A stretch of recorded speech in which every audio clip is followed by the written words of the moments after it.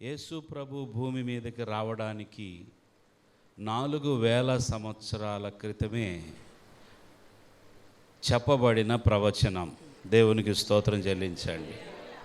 అంటే ఇప్పటికి 6000 సంవత్సరాలు అవుతుంది ఆ ప్రవచనం చెప్పబడి. యేసు ప్రభు ఈ భూమి మీదకి రావడానికి ఆయన గురించి మొట్టమొదటిగా సువార్త ప్రకటించిన వారెవరంటే తండ్రి అయిన దేవుడు. హల్లెలూయా, హల్లెలూయా. ఎవరండి? తండ్రి అయిన దేవుడు రక్షకుడైన యేసు ప్రభు గురించి, విమోచకుడు గురించి, మెస్సయ్య గురించి ఆయన సువార్త ప్రకటించారు. అది ఆదికాండము 3వ అధ్యాయము 15వ వచనం చదువుదాం. మరియు మరియు నీకును నీకును స్త్రీకిని స్త్రీకిని నీ సంతానమునకును నీ సంతానమునకును ఆమె సంతానమునకును ఆమె సంతానమునకును వైరము కలుగచేసెదను. వైరము కలుగజేసేదను. అది నిన్ను తల మీద కొట్టెను, కొట్టును నీవు దానిని మడిమ మీద కొట్టుదువని చెప్పెను. చెప్పెను. చాలు.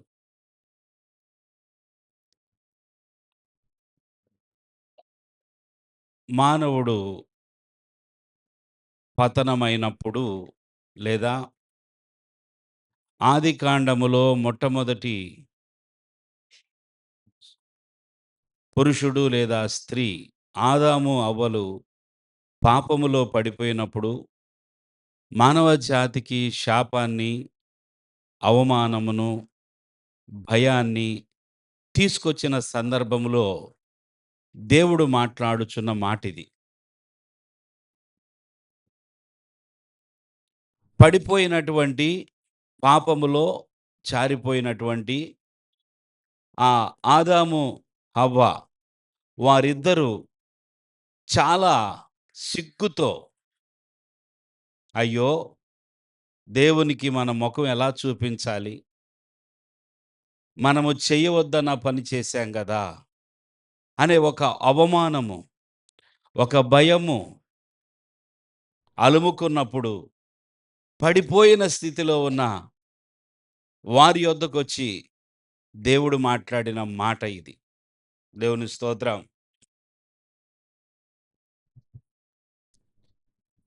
ఇక్కడ మనకేం అర్థమవుతుందంటే దేవునికి మానవుడి పట్ల ఎంత ప్రేమ ఉన్నది.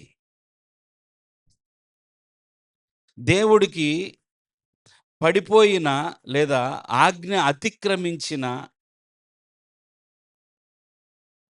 మనిషి పట్ల ఆయన ఎంత కృప కలిగిన వాడు, ఎంత క్షమాపణ కలిగిన వాడు అనేది అర్థమవుతుంది. దేవుని స్తోత్రం. దేవుడు ఆదాము అవ్వ దగ్గరకొచ్చి, మీరు ఇంతటితో ఇక నాకు మీకు సంబంధము లేదు. మీరిక ఏమాత్రము మీ ముఖం చూడటానికి కాదు గదా! అసలు మీరు బ్రతికి ఉండటము నాకు ఇష్టమే లేదిక. మిమ్మల్ని ఇప్పుడే నాశనం చేస్తున్నానని దేవుడు నాశనం చేయలేదు.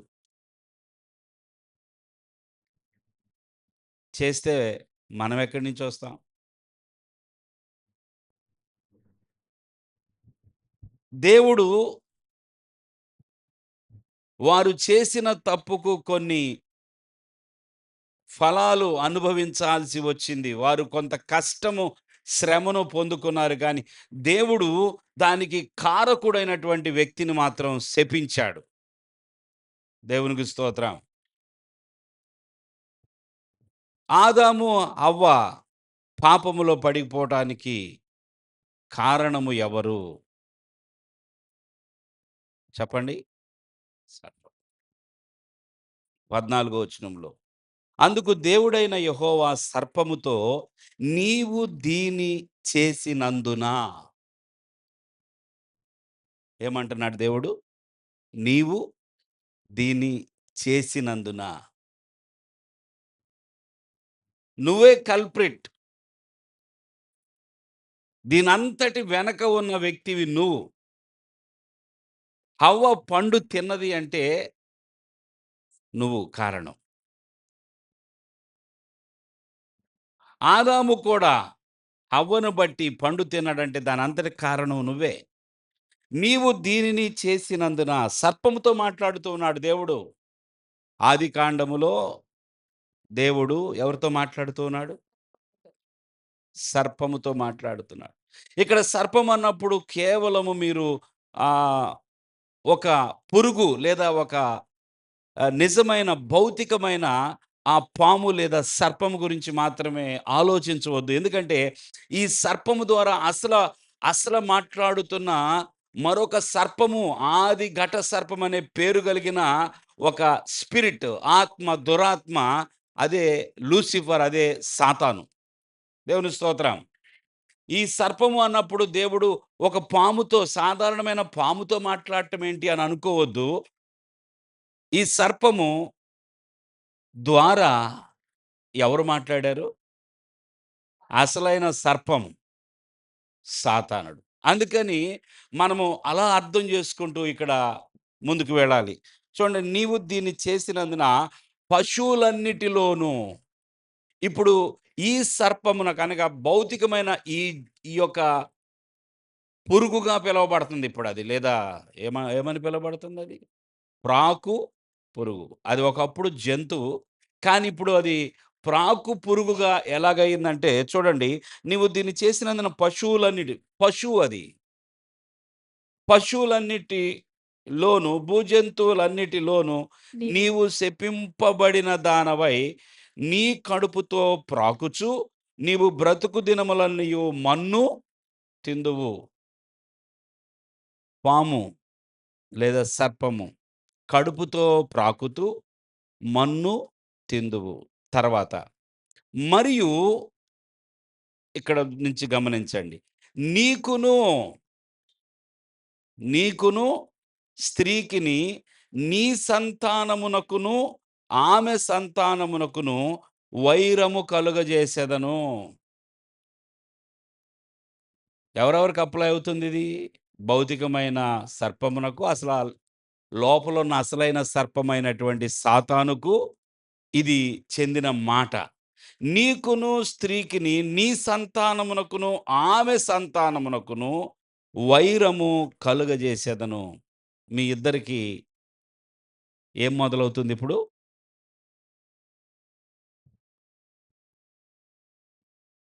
శత్రుత్వము, వైరము. నీ సంతానమునకును ఆమె సంతానమునకును వైరము. ఆమె సంతానానికి నీ సంతానానికి పోట్లాట. నీవు దీన్ని చేశావు గనక దేవుడు మాట్లాడుతూ ఉన్నాడు. ఘట సర్పముతో మాట్లాడుతూ, నీ సంతానమునకును ఆమె సంతానమునకును వైరము కలుగజేసేదను. అది నిన్ను తల మీద కొట్టును. అది అంటే ఇక్కడ ఏముంది చెప్పండి? కింద ఏం రాసుంది? ఒరిజినల్‌గా ఏంటి అక్కడ మీనింగు? ఆయన. ఆయన. చెప్పండి అందరూ. ఆయన. ఆయన నిన్ను తల మీద కొట్టును. చెప్పండిప్పుడు. ఆయన నిన్ను తల మీద కొట్టును. నీవు దానిని అంటే అది అని చెప్పబడింది కదా ఇందాక. దానిని అంటే ఆయనను, నీవు ఆయనను మడిమి మీద కొట్టుదువని చెప్పెను. ఇంగ్లీష్‌లో ఎలా ఉంది చదువమ్మా? ఆ! ఆ! పర్టిక్యులర్‌గా 15థ్ వర్స్ చదువు. And I will put enmity between you and the woman, and between your offspring and hers. He will crush your head, and he will crush your head. He ఆయన నీ తలను చితకొట్టును. Hallelujah! He will crush your head. you will strike his heel. You will strike his heel. ఆయన మడిమను నువ్వు కొడతావు. దేవుని స్తోత్రం. ఇది యేసు ప్రభు పుట్టక ముందే 4000 సంవత్సరాల క్రితము దేవుని నోట నుండి వచ్చిన మాట. దేవునికి స్తోత్రం. ఏం అర్థమవుతుంది ఈ వాక్యము చదువుతూ ఉండగా? చాలా విషయాలు మన మనసులోకి రావాలి. యేసు ప్రభు యొక్క జన్మ ఎంత అద్భుతమైనదో, ఎంత ఆశ్చర్యమైనదో ఈ వాక్యాన్ని చదివినప్పుడు ఆదికాండం 3:15లో మనకి యేసు ప్రభు జన్మ గురించి చెప్పబడిన మాటగా ఇది అర్థం కావట్లేదు గదా! ఈ మాట చదివినప్పుడు ఇది ఎవరి గురించి? ఆయనెవరు? ఆయనెవరు? ఆయన తల మీద కొట్టటమేంది? ఆయనను ఈ సర్పము మడిమ మీద కొట్టడమేంటి? ఇది యేసు ప్రభు గురించి చెప్పబడిన ప్రవచనముగా చాలామందికి తెలియదు. ఇది ఒక ప్రవచనం. ఇది సువార్త. దేవుని స్తోత్రం. ఇదేంటి చెప్పండి? సువార్త. ఇది గనక దేవుడు వాగ్దానము చేయకపోతే మానవ జాతి పరిస్థితి ఎలాగుండేదో. ఎప్పుడైతే ఆదాము, హవ్వ పాపములో పడిపోయారో దేవుడు వెంటనే వాగ్దానం చేస్తున్నాడు. దీనికి కారకుణ్ణి నేను వాడి తలను చితుకు తొక్కిస్తా. హల్లెలూయా! మీరు భయపడుతూ ఉన్నారు. మీరు అవమానంగా బాధపడుతూ ఉన్నారు. మీరు ఇప్పుడు పాపములో పడిపోయి సిగ్గుతో ఉన్నారు. Don't worry. నేనేం చేయబోతున్నాను? ఒక వ్యక్తి రాబోతున్నాడు. ఆ వ్యక్తి ఈ సర్పము యొక్క తలను దేవునికి స్తోత్రం. యేసు ప్రభు ఈ భూమి మీదకి ఎందుకు వచ్చాడు? ఆయన ఎందుకు జన్మించాడు?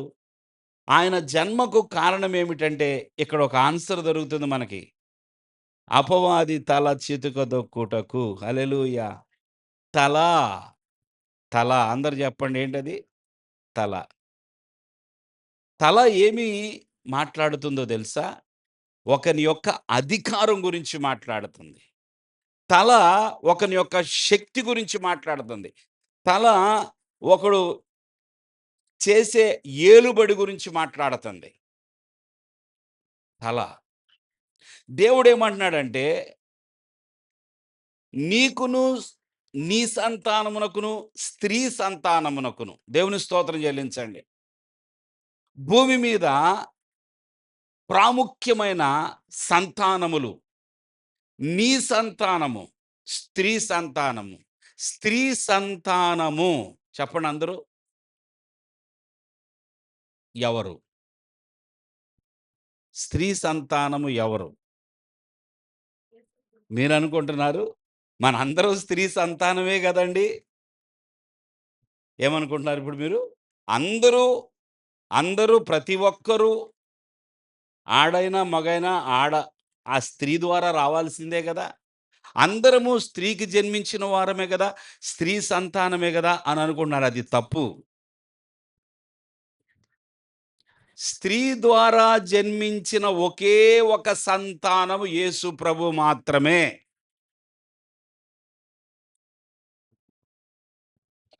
అదెట్లాగండి? అదే దేవుడు జెప్పింది. ఏ స్త్రీనైతే నీవు మోసగించావో సర్పమా! ఏం జేశావు నువ్వు? ఏ స్త్రీనైతే మోసగించావో హవ్వ ఏమందో తెలుసా?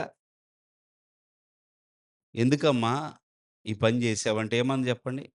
చూడండి అక్కడే.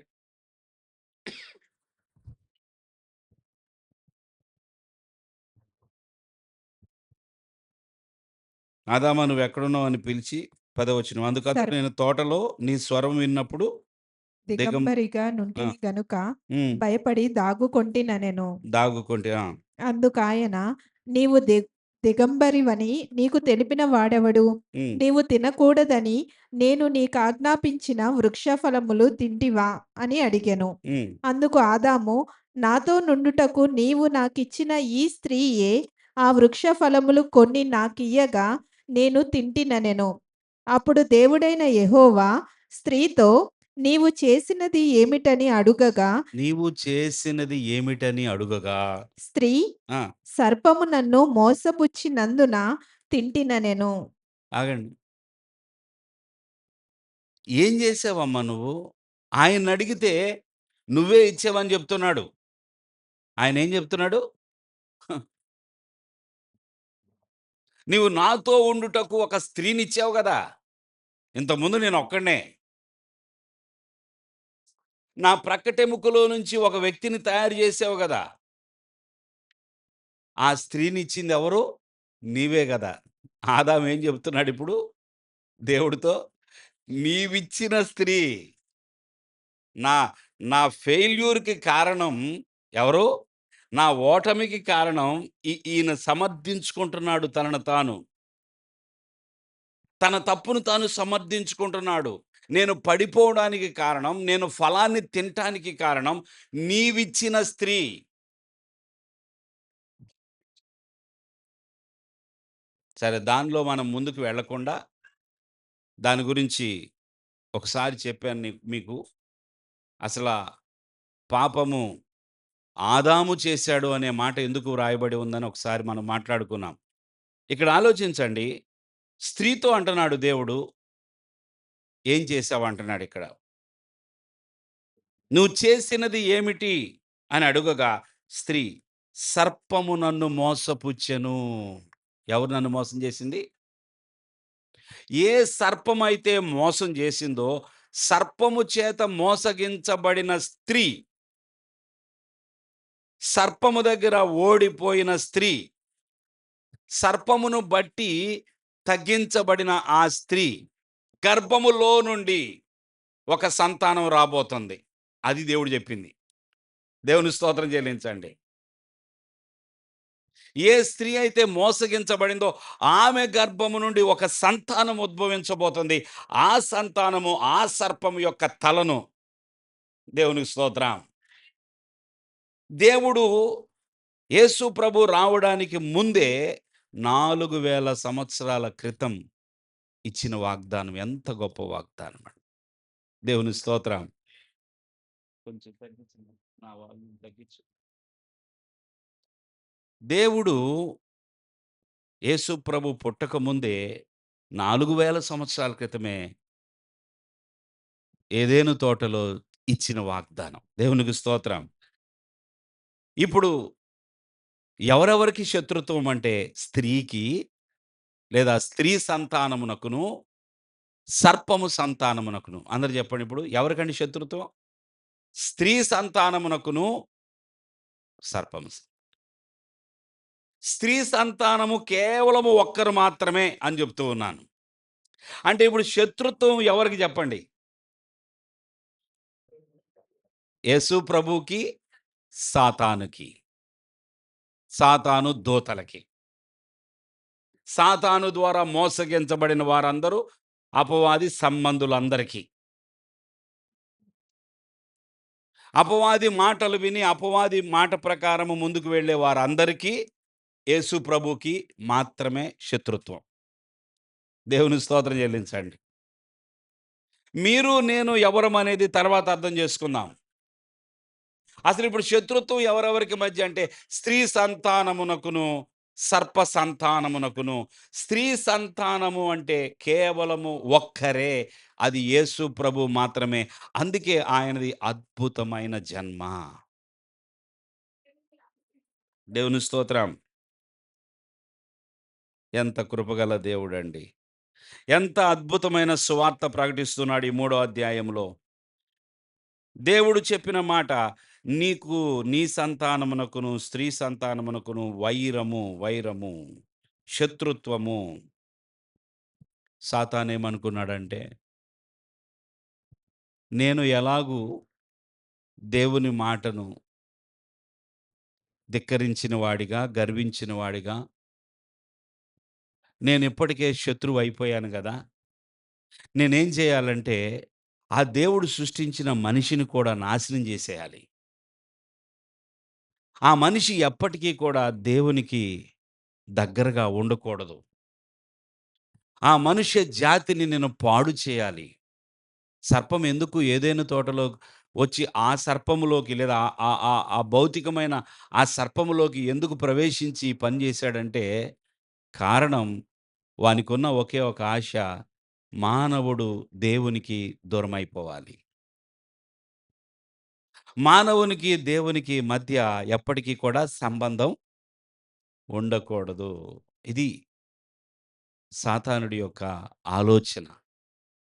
మెల్లగా ఆ స్త్రీ దగ్గరికి వచ్చి చక్కగా మాటల్లో పెట్టి ఆమెని, ఆమెని శోధించి ఏదైతే వద్దు ఆ దాని ద్వారా నువ్వు దీవించబడతావు, నువ్వు ఆశీర్వదించబడతావు, దేవతల వలె అయిపోతారు. అది దేవుడికి కూడా తెలుసు అని అనేకమైన మాటలు మాట్లాడడానికి కారణం మనిషిని నాశనం చేయాలి. కానీ దేవుడు తాను సృజించినటువంటి మనిషి నశించిపోకూడదని దేవుడు మొదటి నుంచి తన హృదయంలో ఒక ప్రణాళిక కలిగి ఉన్నాడు. దేవుని స్తోత్రం. మన గురించినటువంటి ప్రణాళిక దేవుడికి మనల్ని సృష్టించక ముందు నుండే దేవుడు మనతో ఏకమవ్వాలని, దేవుడితో మనముండాలని దేవుడు కోరుకున్నాడు. అందుకే ఇక్కడ సాతాను ఏ ఆలోచనతో వచ్చాడో అది సఫలము కాకపోగా దేవుని సంతానముగా రాబోతున్న క్రీస్తుకి ఇప్పుడు ఇతడు శత్రువయ్యాడు. ఏదైనా తోటలో శత్రుత్వము ఏమైంది? అప్పటికే పడిపోయిన స్థితిలో ఉన్న సాతాను, అప్పటికే పడిపోయిన స్థితిలో ఉన్నవాడు, ఇప్పుడు దేవుని కుమారుడుగా రాబోతున్నటువంటి ఇది సాతానుకు తెలీదు.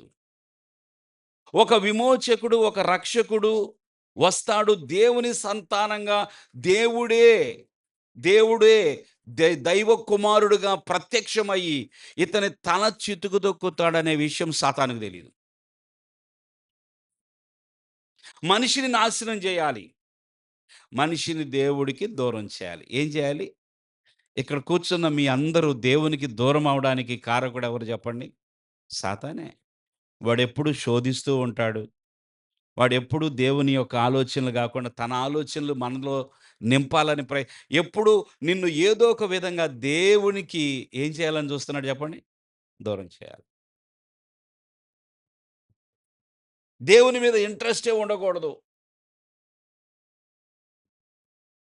ఈరోజు నేను బస్సులో ప్రయాణం చేస్తూ ప్రక్కనే కూర్చున్న ఒక స్త్రీతో "ఎక్కడికెళ్తున్నారమ్మా మీరందరూ గుంపుగా ఎక్కారు" అంటే, "మేమండి" ఏ ఊరది? నడకుదురు. మీ ఇంటి పేరే కదా! నడకుదురు. కుదురేనా? నడ నడ ఏంటది?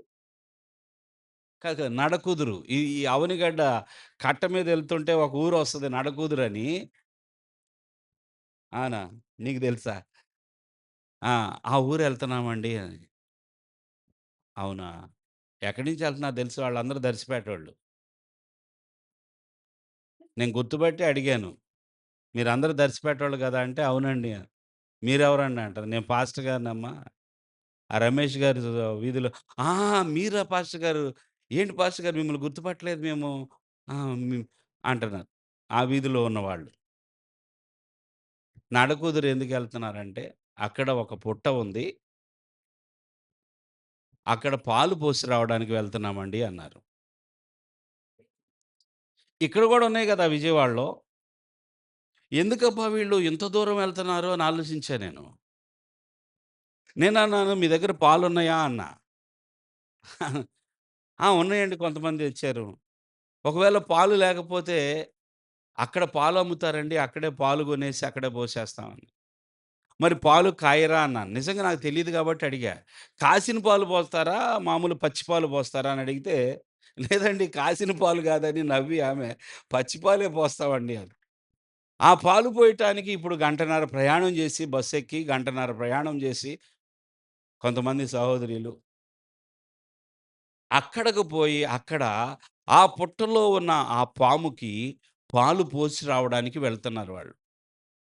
మన దేశంలో, మన దేశంలో మరి పామును పూజిస్తారు కదా! సర్పాన్ని పూజిస్తారు. గనుక ఆ నమ్మకం ఉన్నవారు వారి నమ్మకాన్ని బట్టి వారికి వారి దృష్టిలో సర్పము ఎవరు చెప్పండి ఇప్పుడు? దేవుడు. పాము దేవుడు గనుక అనేక చోట్ల మన దేశంలో పాము పుట్టలున్నాయి. పాము బొమ్మలున్నాయి. దాన్ని పూజిస్తున్నారు. బైబిల్‌లో చూడండి ఈ సర్పము గురించి మొదట్లోనే ఆదికాండములోనే సర్పము కనపడుతూ ఉండగా, ఈ సర్పం విషయంలో దేవుడు ఏమని చెప్తున్నాడంటే, బైబిల్ ప్రకారం సర్పముతో నీ సంతానము స్త్రీ సంతానము, నీ సంతానము స్త్రీ సంతానము వైరము.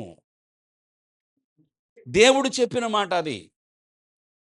అయితే చూడండి, సర్పమును ఒక ప్రాకు పురుగుగానో, లేపోతే జంతువుల్లో ఒకటిగా మనం ఎంచుకోవడము ఏమాత్రం తప్పు లేదు. అది ఉంది గనక.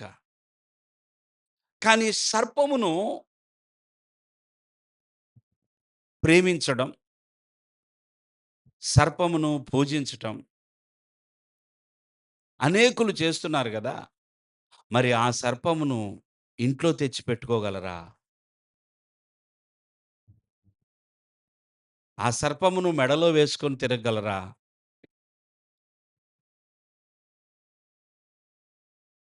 ఆ పూజించేటటువంటి ఆ సర్పముతో ఆటలాడుకోవచ్చా కాసేపు? ఆడుకోకూడదా? ఎవరు ఆటలాడరు. ఎవరు ఇంట్లో తెచ్చిపెట్టుకోరు. ఎవరు మెడలో వేసుకోరు. కానీ సర్పము దేవుడుగా కొలవబడటం మన దేశంలో జరుగుతూ ఉంది. అది వారి నమ్మకం. మనం ఏం చేయలేం. ఎవరి నమ్మకాలు వాళ్ళయి. దేవుడు అంటున్నాడు గదా! అసల ఆ మొదట్లో హవ్వ మోసగించబడటానికి నాకు ఈ ఒక్క మాట అంతవరకు డిస్కస్ చేశాను. ఇక నా మనసులో చాలా విషయాలు, అనేక విషయాలు ఆలోచిస్తూ వెళ్ళాను నేను బస్సులో. ఓహ్! ఏం జరుగుతుంది? దేవుడు అంటున్నాడు గదా! నీ సంతానమునకును, ఆమె సంతానమునకును వైరము,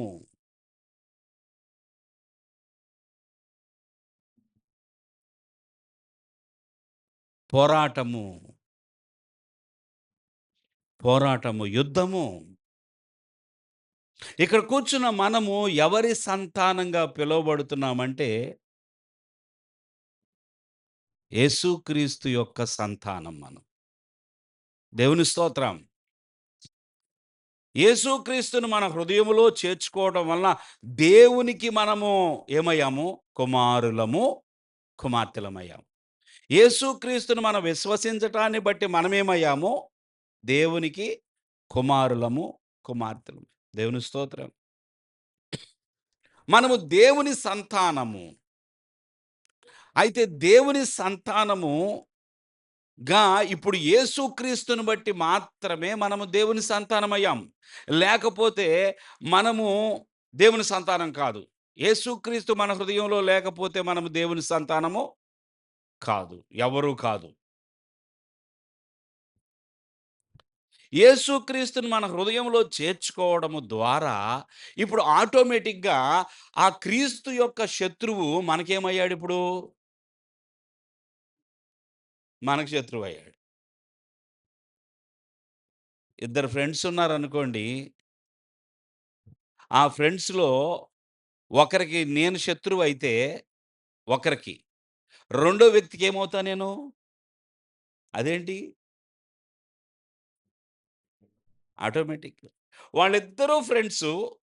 వాళ్ళిద్దరిలో ఒకరికి నేను శత్రువయినప్పుడు, తన ఫ్రెండ్ గూడా ఏం చూస్తాడంటే, నా ఫ్రెండ్‌కి శత్రువు కాబట్టి నాకు కూడా శత్రువే.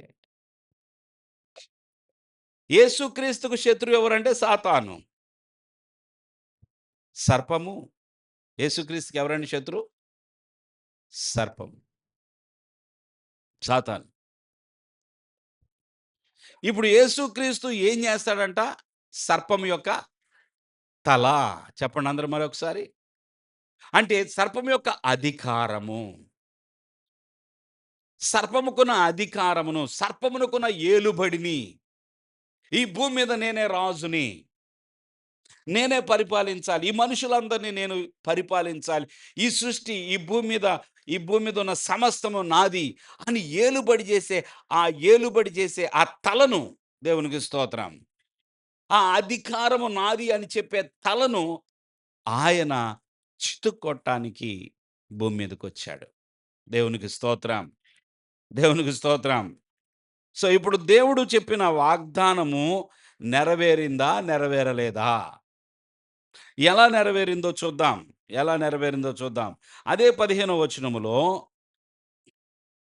దేవుడు వాడిన మాట, "మరియు నీకును స్త్రీకిని, నీ సంతానమునకును, ఆమె సంతానమునకును, నీ సంతానమునకును, ఆమె సంతానం." ఒక స్త్రీ ఒక ఒక స్త్రీ మోసగించబడింది. మరొక స్త్రీ గర్భము నుండి మరొక స్త్రీ గర్భము నుండి ఒక సంతానం బయలుదేరింది. దేవుని స్తోత్రం చెల్లిద్దాం. లూకా సువార్త మొదటి అధ్యాయము. లూకా సువార్త మొదటి అధ్యాయం 34వ వచనం. అందుకు మరియా, ఆ! నేను పురుషుణ్ణి ఎరుగని దాననే, ఆ! ఇదెలాగు జరుగునని దూతతో అనగా, ఆగండి. ఆ ఒక మాట ఆలోచించండి. పరలోకం నుండి దిగి వచ్చిన దూతతో ఒక స్త్రీ మాట్లాడుతూ ఉన్నది. ఆమెకి సువార్త చెప్పటానికి దూత దిగివస్తే,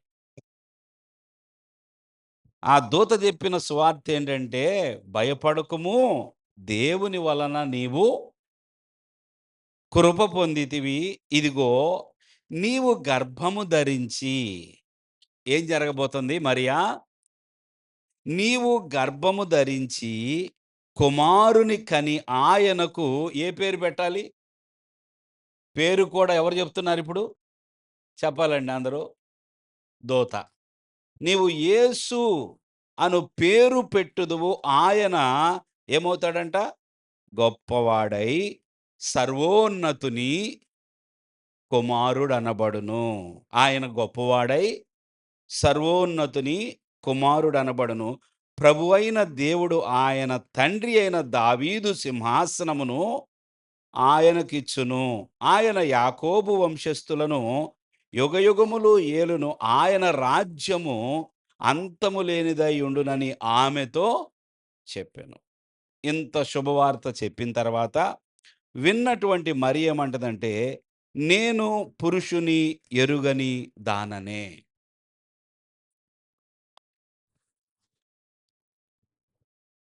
అందరూ ఇటు చూడండి. మరియమ్మ దూతతో ఏమంటుంది చెప్పండి? నేను పురుషుణ్ణి ఎరుగను దానను. ఎందుకు ఈ మాట వాడుతుంది? నాకు పురుషునికి ఎటువంటి సంబంధము లేదు. అంటే ఈమె ఎవరు? కన్యక. చెప్పండి. ఎవరీమె? కన్యక. ఒక కన్యక మాట్లాడుతుంది ఇక్కడ. ఒక కన్యకైన స్త్రీ ఏమంటుందంటే, మన శాస్త్రం ప్రకారం, మన విజ్ఞాన శాస్త్రం ప్రకారం, మనకు తెలిసిన జ్ఞానం అంతటిని మూటగట్టి ఆలోచిస్తే, ఏ స్త్రీ అయినా సరే పురుషునితో సంబంధము లేకుండా జన్మనివ్వడం అనేది అసాధ్యం. అవునా? కాదా? ఇది అందరికి తెలిసిన విషయమే. ఈ సృష్టిలో ఏ స్త్రీకి కూడా గర్భఫలము అనేది ఎలా వస్తది? పురుషునితో సంబంధం ఉన్నప్పుడే గర్భఫలం. ఈమేమడుగుతుందో తెలుసా? నేను వర్జిన్. నాకు ప్రదానము చేయబడ్డానే గాని, యోసేపుతో నేను ప్రదానము మాత్రం అయ్యింది గానీ, ఇంకా వివాహము కాలేదు. అసలు ఏ పురుషునితో నాకు సంబంధం లేదు. నాకు కుమారుడు ఎలా పుడతాడు? నేను యేసు అని పేరెలా పెట్టాలి? చూసారా? ఇదెలా? నేను కన్యకైన స్త్రీని, పురుషుని సంబంధము లేకోకుండా కదా! బైబిల్ కూడా ఒప్పుకుంటదా ఆ విషయం? బైబిల్ కూడా ఒప్పుకోదు. అందుకే మనము ఎక్కడైనా సరే వంశావళులు చదివేటప్పుడు అబ్రహాము కుమారుడు ఇస్సాకు, ఇస్సాకు కుమారుడు యాకోబు, యాకోబు కుమారుడు పలానా. ఏంటిది? సంతానం అనేది మొట్టమొదట ఎవరికి ఆపాదించబడుతుంది? తండ్రికి. అవునా కాదా? తండ్రి. పొలములో విత్తనాలు చల్లితే విత్తనం ఫలించినట్లుగా పురుషునికి దేవుడిచ్చిన ఆధిక్యత అది. స్త్రీకి దేవుడిచ్చిన ఆధిక్యత ఇది. ఇప్పుడు ఈమెం మాట్లాడుతుందంటే కన్య అయిన మరియ, నేను పురుషుని ఎరుగని దాననే. నాకు సంతానం ఏంటండి బాబు! ఇదెక్కడ విడ్డూరం, ఇదెక్కడ విచిత్రం. ఇప్పటి వరకు అసలు నేనెక్కడ వినలేదు గదా! ఎక్కడ వినటం గాదు. అసలు ప్రపంచంలో లేదది. దేవునికి స్తోత్రం చెల్లించండి. ప్రపంచంలో ఇప్పటి వరకు జరగలేదది. జరగబోదు. ప్రపంచంలో ఎక్కడా లేని వార్త ఇది. దేవునికి స్తోత్రం చెల్లించండి. నేను పురుషుణ్ణి ఎరుగని దాననే. నేను కనడం ఏంటండి? మీరు దూత కావచ్చు, మీరు పరలోకం నుండి వచ్చిన వారు కావచ్చు. నా ప్రశ్నకు ఒక జవాబివ్వండి చాలు. నేను గర్భము ధరించి కుమారుడిని ఎలా కంటాను? ఇప్పుడు మీకు అర్థమైందా? మూడవ అధ్యాయం ఆదికాండం 15వ వచనంలో దేవుడు ఒకటి మాట్లాడుతున్నాడు. దేవుని స్తోత్రం. స్త్రీ సంతానము. ఎవరి సంతానము? ఇంగ్లీష్‌లో చూస్తే seed of women. Seed of women అని ఉంటది. స్త్రీ సంతానము. ఇది నిజంగా ఎప్పుడూ జరగలేదు. ఎప్పటికి జరగదిక. అది కేవలము దేవుని ప్రణాళిక కాబట్టి, ఆ మరియ గర్భము నుండి ఏ పురుషుని ప్రమేయము లేకుండా పరిశుద్ధాత్మ సహాయముతో ఒక వ్యక్తి జన్మించాడు. ఆయన మాత్రమే పిలువబడాలి స్త్రీ సంతానము అని. నేను పెట్టుకోకూడదు ఆ టైటిలు. నేను స్త్రీ సంతానము అంటే అది అబద్ధం. మీరు స్త్రీ సంతానం అంటే అది అబద్ధం. స్త్రీకి జన్మించటం గురించి మాట్లాడటం లేదు. స్త్రీ సంతానం అంటే ఏ పురుషునితో సంబంధం లేని ఒక స్త్రీ, ఒక కన్యక గర్భం ధరించింది. అదే యెషయా గ్రంథం. యెషయా గ్రంథం 7వ అధ్యాయము 14 వచనం. కాబట్టి కాబట్టి ప్రభువు తానే తానే ఒక సూచన మీకు చూపును. చూపును. ఆలకించుడి. ఆ! కన్యక గర్భవతి అయి గర్భవతి అయి కుమారుని కని ఆ! అతనికి ఇమ్మానుయేలను పేరు పెట్టును. ఇది ఎవరు చెప్తున్న మాట? ఎవరి ద్వారా రాయబడిన మాట? యెషయా ప్రవక్త. ఆదికాండము 3వ అధ్యాయము 15వ వచనములో దేవుని నోట నుండి వచ్చిన మాట స్త్రీ సంతానము. పురుషుని సంతానం కాదు. స్త్రీ సంతానము అని వచ్చిన మాట ఇక్కడ ఈయనేం మాట్లాడుతున్నాడో తెలుసా? ఇదిగో దేవుని స్తోత్రం.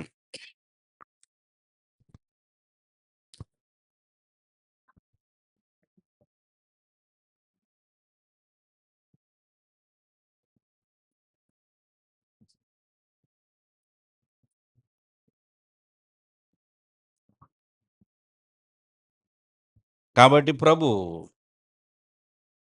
తానే ఒక సూచన మీకు చూపును ఆలకించుడి. ఎలా ప్రారంభించాడో చూడండి. దేవుడే చూపించే సూచన ఇది. దేవుని స్తోత్రం.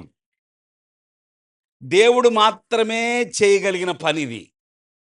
తానే ఒక సూచన మీకు చూపును. ఎప్పుడండి యెషయా గారు? ఆగండి, ఆగండి. టైమొస్తది. దేవుని స్తోత్రం. యెషయా గారు ఎప్పుడండి ఇది? టైమొస్తది. దేవుడే చూపించబోతున్నాడు ఆ సూచన. ఆ టైమొచ్చినప్పుడు మీరు చూస్తారు. ఇది యెషయా ప్రవక్త జెప్పింది. కన్యక గర్భవతి అయి కుమారుని కుమార్తెను అని ఉందా ఇక్కడ? కుమార్తెనని ఉందా? కుమారుడని ఉందా? కుమారుని కనును. కన్యక. దేవుని స్తోత్రం. దేవుడు చెప్పిన ఏ మాట నిరర్ధకము కానేరదు. దేవుని నోట నుంచిన వాగ్దానం ఎందుకొచ్చిందో తెలుసా? మానవుడిని నాశనం చేయాలని చూసావు గదా! అదే మానవ జన్మ. దేవుని స్తోత్రం. అదే మానవ శరీరమును ధరించుకొని ఒక వ్యక్తి రాబోతున్నాడు. అతడు కన్యకు మాత్రమే జన్మిస్తాడు. పేరుకు మాత్రమే పైకి పేరుకు మాత్రమే యేసేపు యేసుక్రీస్తుకి తండ్రిగా పిలువబడుతున్నాడు గాని, అసల ఆ విషయం గూడా మత్తయి సువార్తలో జూస్తే ఏమని ఉంటది? మరియ కుమారుడైన యేసు. చదువుతారా ఆ మాట గూడా మొదటి అధ్యాయంలో? యేసుక్రీస్తు జనన మెట్లనగా ఎట్లనగా ఆయన తల్లి అయిన మరియ ఆ! యోసేపునకు ప్రదానము చేయబడిన తరువాత ఆ! వారేకము కాక మునుపు వారు ఏకము కాకమునుపు ఆమె పరిశుద్ధాత్మ వలన హ్మ్. గర్భవతిగా ఉండెను. ఉండెను. ఆమె భర్త అయిన యోసేపు హ్మ్. కాదమ్మా. 16 వచనం చూడండి మొదటి అధ్యాయం. యాకోబు మరియ భర్త అయిన యోసేపును కనెను. ఆగండి. యాకోబు ఎవరిని కన్నాడంట? యాకోబు కుమారుడు ఎవరంట? యోసేపు. యాకోబు యోసేపు ఎవరు? మరియ భర్త. పైనుంచి కింద వరకు మీరు చదువుకుంటూ వస్తే అయన్నీ చదవద్దు. అబ్రహాము ఇస్సాకును, ఇస్సాకు యాకోబును, యాకోబు యోదాను, అతని అన్నదమ్ములను, యోదా తామారునందు పెరేసును, జెరహును కనెను అనొచ్చిందా? వచ్చింది గదా! ఇప్పుడు చివర్లో మనం చదువుతున్నాం. యాకోబు మరియ భర్త అయిన యోసేపును కనెను. ఆమె యందు ఆమె యందు క్రీస్తు క్రీస్తు అనబడిన యేసు పుట్టెను. చప్పట్లు కొడదాం దేవునికి. ఇప్పుడు నేనంటున్నాను, ఈ పైనున్న లిస్ట్ అంతటికి తండ్రి పేరుంటే, ఇక్కడికొచ్చేటప్పటికి తండ్రి పేరు లేదేంటి? తండ్రి పేరు లేదేంటి? మరియ భర్తయిన యోసేపును కన్నాడు యాకోబు. అంతవరకు బాగుంది. యాకోబు మరియ భర్తయిన యోసేపును కనెను. యోసేపు యేసుక్రీస్తును కనెను లేదా యేసును కనెను అని ఉండాలి గదా! ఆర్డర్ తప్పింది ఎందుకని? దేవుని స్తోత్రం. ఈయనకి భూమి మీద తండ్రి లేడు. హల్లెలూయా! భూమి మీద నిజంగా ఈ మానవ జన్మ ఎత్తినటువంటి యేసుక్రీస్తుకి భూమి మీద ఏ తండ్రి, ఏ పురుషుడు కారకుడు గాదు. దేవుడు మరొకళ్ళ ద్వారా పుట్టటం ఏంటి? Is God. హల్లెలూయా! హల్లెలూయా!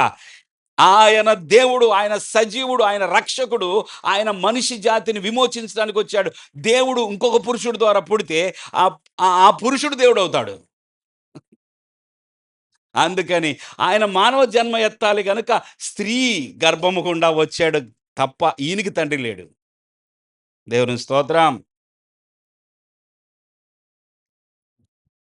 ఎక్కడ ఏ విషయము తప్పిపోవట్లేదు. ఆదికాండం 3:15 గాని, యెషయా గ్రంథం 7:14 గాని, మత్తయి సువార్త 1:16 గాని చూడండి. ఆమె యందు క్రీస్తు అనబడిన దేవుని స్తోత్రం చెల్లిద్దాం. ఆమె యందు క్రీస్తు అనబడిన యేసు పుట్టెను. ఆమె యందు పుట్టెను అంతే. ఆమె యందు పుట్టెను. అందరూ చెప్పండి ఆ మాట. ఇప్పుడు అర్థమైందా? ఆయన ఎందుకు పుట్టాడో? క్రిస్మస్ బాగా బలంగా జేసుకోండి. హల్లెలూయా! ఎందుకు మనం క్రిస్మస్ గొప్పగా ఆనందించాలో బలంగా జేసుకోవడం అంటే ఇంకేదో జెప్తున్నాను అనుకోబాకండి. బహుగా అతిశయిస్తూ, ఆనందిస్తూ, సంతోషంగా ఆ జన్మదినాన్ని జ్ఞాపకం జేసుకోవాలి. ఎందుకో తెలుసా? ఆయన స్త్రీ సంతానంగా భూమి మీదకొచ్చాడు. విమోచించటానికి, మానవ జాతిని విడిపించటానికి, రక్షించటానికి ఆ ప్రభువు వచ్చాడు. ఇప్పుడు మరొక మాట దగ్గరకొద్దాం. నీ తల చితుక గొట్టును. ఎవరి తల? నీ తల.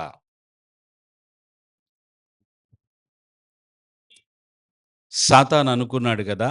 యేసు ప్రభువుని ఆయన మీద అబద్ధ సాక్ష్యాలు చెప్పించి, ఆయనతో ఉన్న ఆయన శిష్యుల ద్వారానే ఆయన్ని అప్పగించి,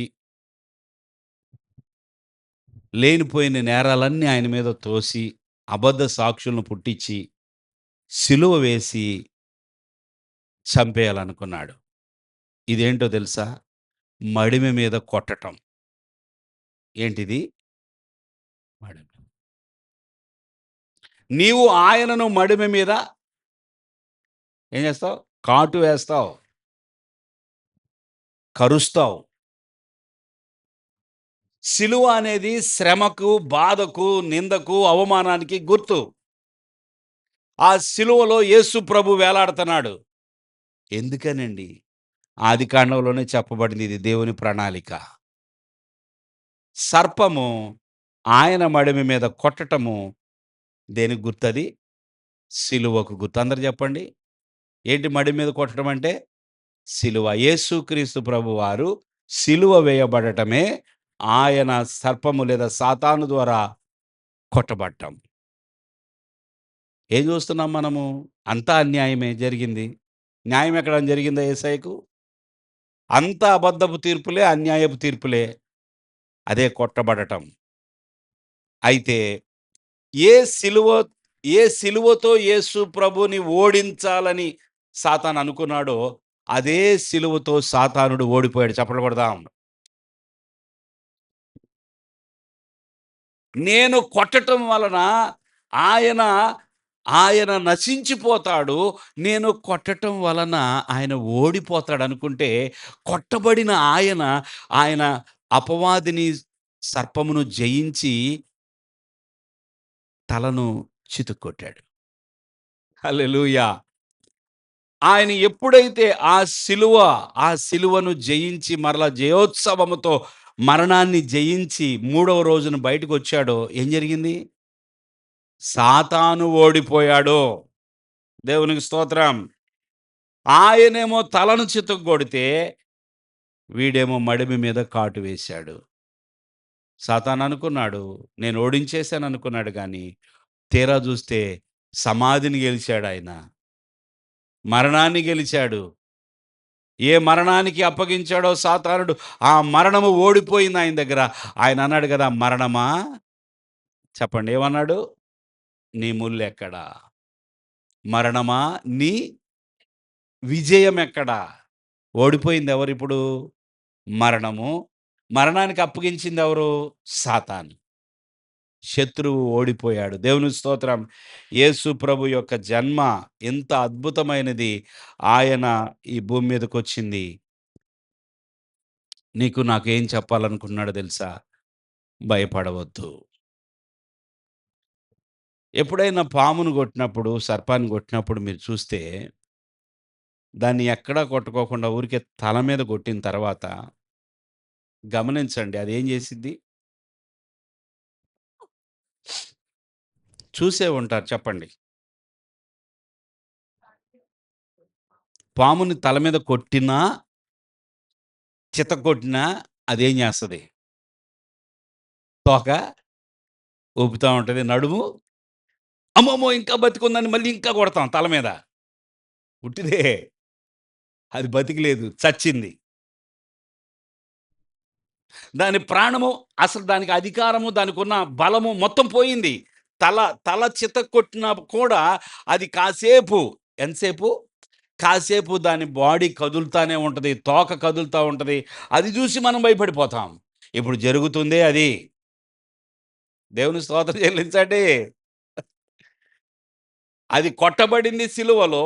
సాతాను అధికారం తీసివేయబడిన, సాతాను యొక్క ఏలుబడిని ప్రభువు తీసివేసినా, ఇంకా అలా కదులుతూ, కదులుతూ నిన్ను నన్ను శోధిస్తూ ఉన్నాడు.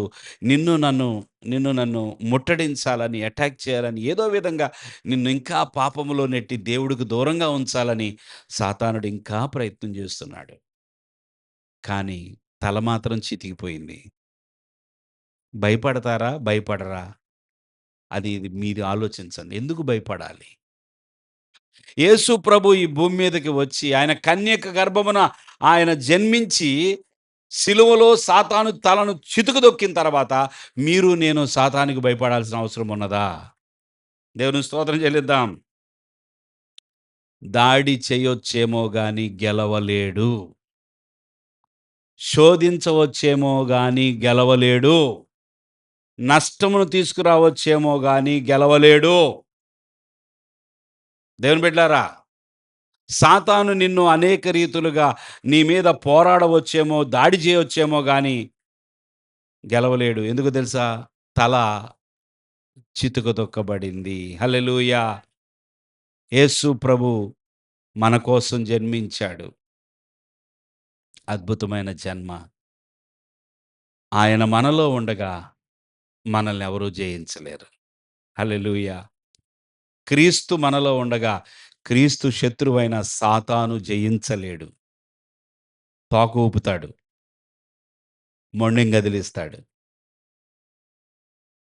బాధపడాల్సిన అవసరం లేదు.